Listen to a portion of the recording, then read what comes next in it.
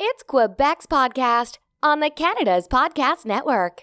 Today's guest is Vince Guzzo, who is owner and president of Cinemas Guzzo's in Quebec, and also a Dragon on Dragon's Den TV on CBC. Thanks a lot for joining us today, Vince. Thank you, Mario.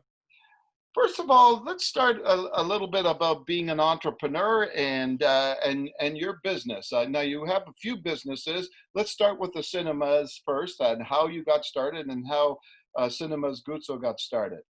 Well, my father in 1974 bought a theater, a one-screen complex. Then he was one of the first to have a multiplex where he subdivided that into 3 screens. And then I joined the business in 91, but I'm an only child. So while I joined the business in 91, I actually spent my weekends in theaters since 1974.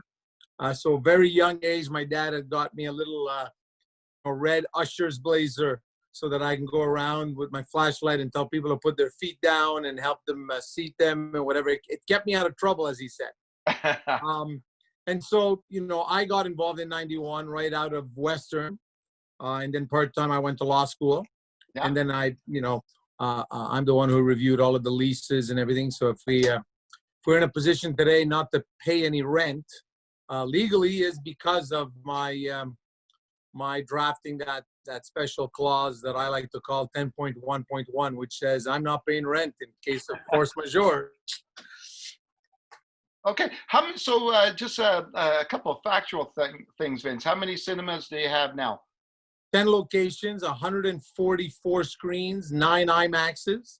Okay. And we have, I would say, right now about one theater, which is anywhere between 14 and 16 screens per year planned out for the next 5 years.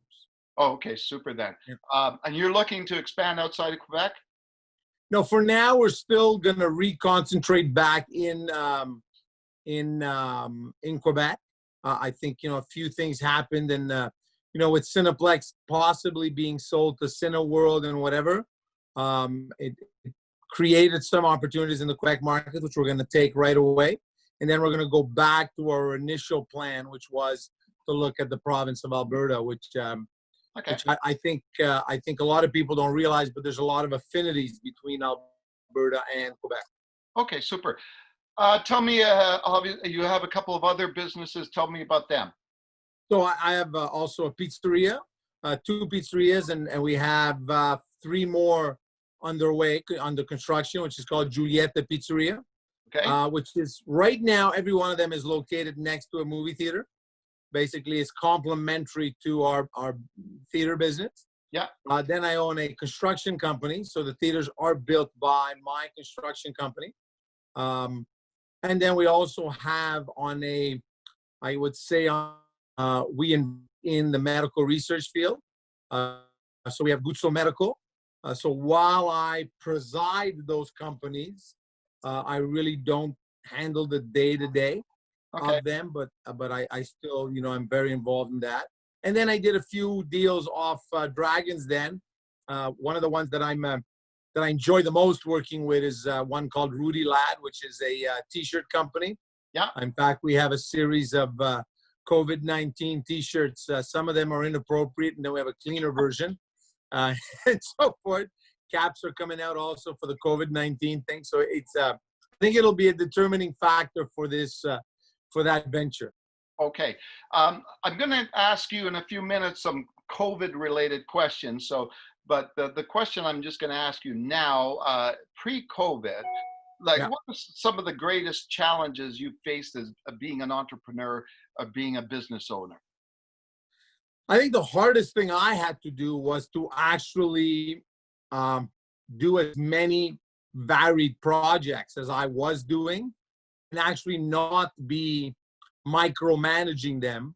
Yeah. And actually having to trust other people with my vision and my instructions, and then in many senses, what I like to say is Dragon's Den came into my life at a point where I needed to be told you got to let go if you want to explode the business part.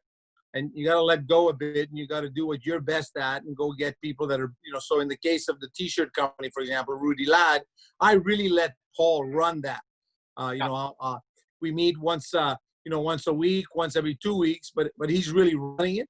And so I put in so that was the hardest thing for an entrepreneur. You got to remember, most entrepreneurs are very hands-on, right? It's our baby, we created. I still keep an enormous amount of control over the cinema division. It is, by the way, the one that's got my name in lights in its biggest format. So I try and handle that one. But that was my hardest thing. So in other words, I turned 50 last year, and so it was, without saying I was getting ready for retirement, what I was saying is I was getting ready to let in other people in the day-to-day. The kids were going to start coming in and so forth, so that possibly one day I could call it a retirement if there's such a thing. Okay. Over the years, you've talked to obviously a lot of people giving you advice, etc. What's the best piece of advice you've ever received about being an entrepreneur? I would tell you that the best piece of advice I've ever received was from a very, very successful entrepreneur. He's no longer with us. And it was not to listen to anybody else who doesn't know 100% of your business. Yeah. And that's where I think, we all make this mistake, right? We go see attorneys and we ask them for advice, but we always seem to forget to mention some key elements. And so the advice is given to us wrong. It's the same thing. I think we all have a problem, with nudity, in the sense of getting naked in front of others with all of our intimate secrets. And so the only people who could really evaluate what's right or wrong and what you should be doing is really you. I think that when we go get advice, I think what it really is we're just trying to get comfort. We're just trying to be reminded that we're not alone, because that is, somebody once asked me the question, and actually it's the question that comes up all the time, right? What's the secret to success? Yeah. And so over the years, you would say, well, long hours, working hard, determination, whatever buzzword was of the time, that's what you use. I tell you, one of the things that, as I turned 50 last year, started to hit me is the real secret to success: to accept the loneliness and the fact that it's a lonely, singular journey from where you started to success. Because at the end of the day, like I said, there's very few people who can tell you what you should do and shouldn't do. I'll never forget many, many years ago when I was in my 30s, cinema was getting huge amount of press. We were opening, 3 theaters a year and so forth. Somebody came into my office and said to me, I know absolutely nothing about your business, okay? But I think I could make you a lot of money. Sometimes we go out there and say, what's this new trend? What's going on? Truth of the matter is, a real entrepreneur is connected. As long as he's being an entrepreneur. I mean, when COVID-19 hit, I was the first one to argue with the Quebec authorities not to shut down theaters. I mean, the media pulled what I would call a Donald Trump on me, where they, cut. They let me. They took the beginning of the quote and they cut it at the right time to make me sound that I was insensitive. Right? Basically, what I had said was, we left the liquor stores open so we can all get drunk. We left the pot stores open so we can all get stoned. But we can't go watch movie theaters. So what are teenagers supposed to do? Well, they stopped that, but we can't go watch a movie. Click. And so it made it look like, hey, Guzzo wants to keep theaters open because he wants to make money. The truth of the matter was, it took 3 days after closing movie theaters that our premier was pleading with parents and teenagers to keep their kids at home. Yeah. So we got on the phone and he said, okay, now I understand what you were saying. Yeah. I mean, you're not keep 15, 16, 17-year-olds confined for very long, because we all have this misconception that everybody lives like us. So I'm lucky. I live in a big house. And even then, it's a big house, but it's still small considering we're 7 people living in it, because I got 5 kids, right? And there are 5 kids that go from 10 years old to 22. So there's two kinds of entrepreneurs. My father's interpretation was he's in Mexico and he says, well, it's okay. We got enough money to cover the burn, so let it be. And I instead said, no, wait up a minute. We're going to double down on it. Let's start recapitalizing. Let's start investing. Let's start changing, renovating some theaters. Let's start, and all of a sudden, so it's two different philosophies, right? So in my mind, it was time to upgrade. It was time to do things that we would have done over the next 5 years. Let's do it now. We're closed. How long are we going to be closed for, right? Yeah. And so it's just two philosophies in a time of crisis. Many entrepreneurs, I think, who succeed and then fail along the way, it's because they've lost their way. And many entrepreneurs do lose their ways, and per se. But I think that what happens is as when you start your entrepreneurial journey, you realize it's a lonely journey, but it's okay. You're willing to do the sacrifice. Then as success comes to you, you get used to the company. Yeah. And then you don't want to miss the company, but the company's actually distracting you. It's actually taking you off the ball of the game, right? So in a time like quarantining, the most dedicated entrepreneurs are probably refocusing more than ever because they're being left alone to do so. All right. So, and that's, I think, very important during this time. So what do you think businesses and entrepreneurs should be doing right now to A, survive, and then B, to prepare for the future? Well, look, I tell you, an advice I gave someone not too long ago in early January, somebody sold part of their business and found themselves with a huge amount of liquidity and said to me, what should I do? I said, well, what you should do is put 20% of your annual revenue and leave it liquid. And then the other 80%, capitalize, do, whatever. I gave him a few. And he says, 20%, that's a lot of money. So look, you never know. Yeah, I know, but 20% just sitting there at a quarter of a point, half a point. Trust me, you want to be liquid. Put it somewhere where you can get, something, but leave it liquid. You never know it's like an insurance policy. That call it that 2% that you're not making, that 3% you're not making, that 5%, call it a premium on this insurance policy. When COVID-19 hit, the first thing a lot of movie theaters did is they said, oh, we're gonna go under if we don't get help.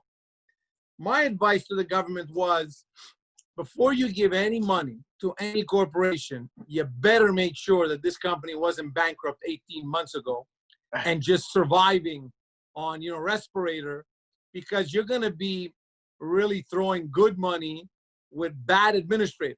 Yeah. And that's what's coming out in a lot of movie theaters, right? So AMC, who's a monster in the movie industry, is basically now been recapitalized.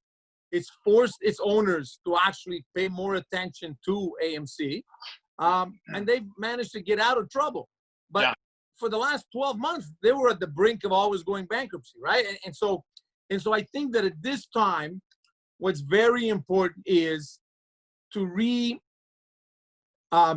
reestablish priorities in your company, in your corporation, in your life, if in all intents and purposes, for an entrepreneurial life. Prioritize, make sure you're validating where your money should be spent. Make sure that, if you're going to invest. So I told the government, for example, when it came to the movie industry, I told them, don't give money to movie theaters for recapitalization.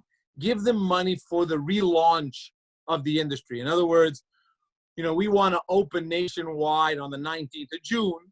So help us promote that theaters are back in business. Because when we do open on the 19th, we will not have brand new movies. We're only going to have old movies.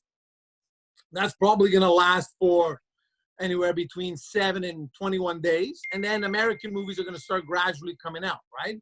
Yeah. And so in the meantime, what did we have in our business that was inefficient, that was just being just let it be. It's just part of the business. That's the way it is, right? So many times we say, we can't change stuff because that's the way it is. It's always been done that way, and leave it that way, right? Yeah. And so those are the priorities. Those are the analyses that we need to be doing now that we have the time. Okay. I'm just curious. What do you enjoy about being an entrepreneur? Why do you do this?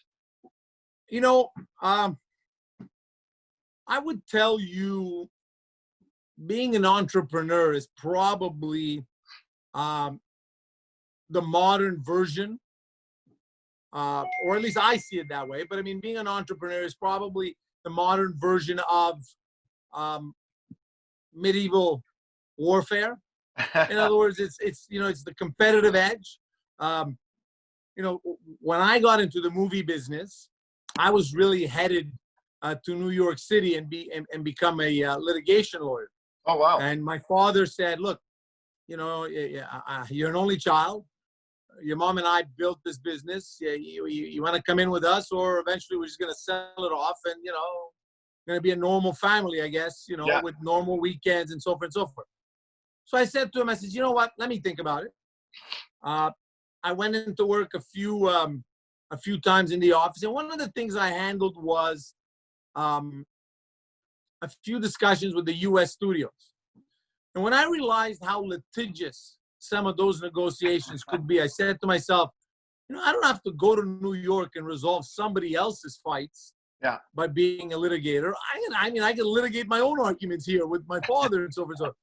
And that's how it started. I mean, it is, there's a love-hate relationship with the U.S. studios in the sense that they're my suppliers. I depend on them, but they can be abusive. And on the flip side, they depend on me as well. Every theater I opened back in 91, 92, whatever, was a confrontation against, the old famous plays or Cineplex. That was a fight, so I was always, because I was an only child, I had to impose myself. Yeah. I come from an Italian background, so most of the people who lived on the street that we lived on had 3 brothers, 4 kids. They were like big families. So I got into a fight with one of the brothers. I got 3 other brothers who showed up, right? So I always had to be overly, take more space than I had to. I always used to say to people, I don't take a lot of space. I'm just taking a lot of buffer space so that you can't get too close. So I have enough protection area, right? Yeah. And so for me, being an entrepreneur at the end of the day is about fighting a fight every day about something, right? So even in the medical, when we invest in the medical research, my fight right now, in Guzzo Nano Corporation, is basically advancing nano research when it comes to finding a cure or a treatment for cancer. So for me, the enemy is cancer, and in some senses, sometimes the enemy is the medical infrastructure that stops us from being more efficient, right? So one of the first hurdles I had to get through when I started investing in the medical field was explaining to doctors that money is worth just as much to a rich person as it is to a non-rich person. And so don't think that because I have the money to put in, that it doesn't mean anything to me. So you have to respect the money just as much as if you were getting it from somebody who has less money. Yeah. So it's the continuous quest. It's that, in some senses, it's that continuous gratification in winning the next fight. Yeah. As a dragon, a question I have for you is, what do you look for in these entrepreneurs? What is some of the key things that you really look at going forward? So I think one of the most important things for me is the coachability or the teachability of the person. Mm-hmm. If I have somebody that I feel I'm going to be arguing with on a continuous basis because the person is not willing to understand or not willing to be taught how to do things a little different, then I'm going to have a problem. Because, partnerships are like a marriage, right? So I don't want to go into a marriage. I mean, I've been divorced once already. I'm happily remarried. But you know, I don't, I just don't need it. I mean, you know, I always like to say I got 25 good years left. I want to have fun. I want to enjoy myself while, you know, progressing my business and making my family's way more money. But that's very important, the coachability. The other thing is honesty. And the other thing is some humility. In other words, you know, a lot of people seem to forget, right? They come to us. So I can understand you come into the den. We know absolutely nothing about you when you come. Like, I don't even know you're coming. So it's not that I have a briefing on your company or anything. So you walk in, the minute you walk in, it's the first time I've heard of you. Yeah. And so the problem is that a lot of times, so I can understand those people are nervous, right? They come in, you know, it's a big studio. It's the largest studio at CBC. So, I mean, you know, it's, and some of them, you can see that they're nervous. So you say, it's okay. You know, I mean, a lot of people don't realize that a pitch lasts between 30 minutes to an hour. Yeah. So we get it then, you know, they then edit it down to 10 to 15 minutes, right? So there's things we see, like sometimes, you know, while the show's going on, I have friends who text me and says, how come nobody's asking him this? So we asked, it's just that didn't make the cut, okay? But we asked them that, don't worry about it, right? So we understand people can be nervous, but what happens sometimes is some people offset the nervousness by arrogance, right? And that arrogance sometimes comes out across as, okay, wait up a minute. This person doesn't realize who he's talking to, right? So he doesn't realize that we know that if you're standing there, chances are you've asked money to your mom and dad and they've said no. Your cousins and relatives have all said no. Your friends and families have said no. Some banks said no. And now you're at the point of giving up equity to make your dream happen, right? So we know that. I'm sitting there. I see it. I know why you're here. And the fact that you don't recognize that, the fact that sometimes you as you know, somebody coming there would give me this attitude, you know, and we've had it, you know, in season 14, we had somebody, Michelle, Arlene, everybody was trying to explain to him that what he, you know, what he wanted to do was borderline illegal. And he basically turned around and said, you guys just don't understand. Right? And we're sitting there like, well, wait up a minute. You're asking me for $1 million of my money and you're not going to force yourself to make me understand, or you're not going to try and present it to me in a different way, right? Instead, you're going to tell me that you have $20 million being thrown at you from Silicon Valley. Well, go get the $20 million and get out of my face. Like, I got other people I want to see, right? And so that's what you don't want to end up doing. You don't want to have to deal with those people. The other thing you want is you do want somebody who's, you know, I don't know if you remember in one of the shows, there was a guy who, in all intents and purposes, he was I will call it a carpenter. He developed a butcher block kind of counter finishing that was super durable, super beautiful, whatever. Yeah. The guy, in a very humble way, was avoiding to answer a question, and everybody got mad at him. And then finally I got him to answer the question. And then I got upset at all the dragons saying, okay, guys, the guy's trying to hold back the fact that he had an 80,000 square foot plant, had to downsize to 20,000 because he screwed it up. He made a mistake. He miscalculated his stuff. And you guys are making it look like he's got this big secret where God knows what, you know, what's behind him, you know, like it's the big conspiracy theory, right? So get over it, right? So, but you have to remember, like I said, we have sometimes only half an hour to determine. And, you know, I'll tell you, it's happened to me to lose deals and then get calls months later, say, we were unable to do a deal with so-and-so. Do you want to reconsider doing a deal with us? And I sit down and sometimes I do a deal, and sometimes I just give them the mentoring that they wanted and push them. And some other times I literally got to say to somebody, you're not getting, you're really not understanding how this is going to work, you know? And so, but the coachability, I would tell you, and the teachability is the key element, because as long as you know that you're helping somebody better understand, better work at their stuff, you at least have the satisfaction, even if you've lost a few $100,000 to say, you know what, we gave it a shot. Yeah. And the guy, we all gave it our best. Yeah. Okay, then. Is there anything you'd like to add, Vince, before you leave us today? Well, guys, I think the most important thing to remember is, many times we associate entrepreneurship with just making money, right? Yeah. I want everybody to realize that money is just a measuring gauge, right? So you make a lot of money, you're an amazing entrepreneur. You make less money, well, you're not as amazing, okay?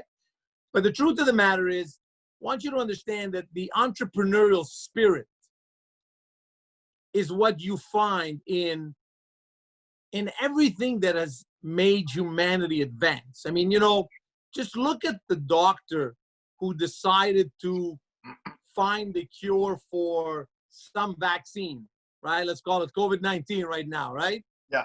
Those guys are just entrepreneurs in their field. They're just pushing, and many of them don't only do it for the money, right? The money is just that reward at the end. Sometimes it's just the satisfaction. I always like to say there's a bit of self-centeredness in entrepreneurship. Yeah. Right. Steve Jobs. Steve Jobs is somebody that I met. I knew him. He was a tyrant. The thing he did best out of anybody else is he gave 120%, and people knew that as long as you saw his vision and followed his vision, you could get somewhere, right? Yeah. A lot of the things Steve Jobs has accomplished with his team at Apple and so forth have changed our lives. Forget the money that he's made or not made, right? If I'm talking to you today on the Zoom, God knows that the first starting, stepping block to this was probably the first iPhone that was ever created. So you can imagine.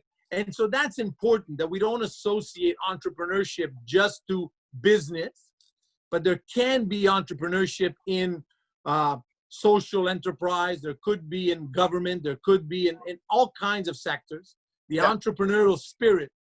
And I think that's important. I think a lot of people forget that about entrepreneurship. Okay, super then. Well, thanks, Vince, for joining us today on Montreal. Thank you very much for having me. Thank you.